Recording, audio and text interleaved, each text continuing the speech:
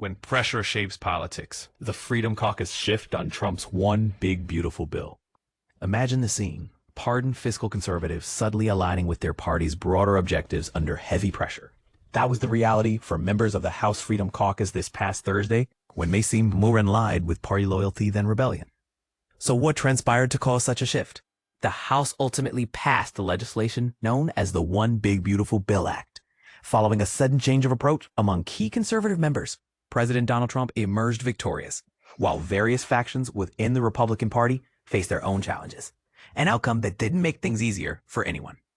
In the final hours, the Freedom Caucus circulated a strongly worded memo criticizing the Senate's version of the bill, which they viewed as straying from a previously agreed framework. Amid the negotiations, Rep. Ralph Norman proposed a 3-point plan hoping to sway the vote, but the House voted on the Senate's version nonetheless. Any change would have delayed the process, risking that crucial July 4th deadline. But here's where it gets controversial. Rep. Chip Roy, who initially withheld his yes, eventually cast his vote after receiving assurances from the White House about tackling Medicaid fraud. But what about accountability? Could the issue of trust in political promises be more complex than it seems? While Freedom Caucus members voiced their concerns, questions arose about whether they were following Trump's directives or acting independently. One Republican fitter, Rep. Derek Van Orden, strongly resisted any notion of simply following orders, arguing for their independence. But did these statements indicate deeper political dynamics? Controversy and content hook. Was the Freedom Caucus bowing external pressures or standing its ground?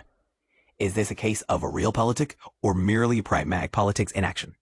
On another front, even Senate Lisa Murkowski, a potential no vote, expressed worries about the new work requirements impacting SNAP and Medicaid recipients, though she eventually gave her support.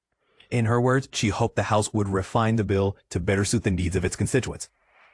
But was her strategic vote the key to finalizing the bill, ensuring that essential changes were left out? In the grand scheme of things, Republicans had to accept the bill's final form.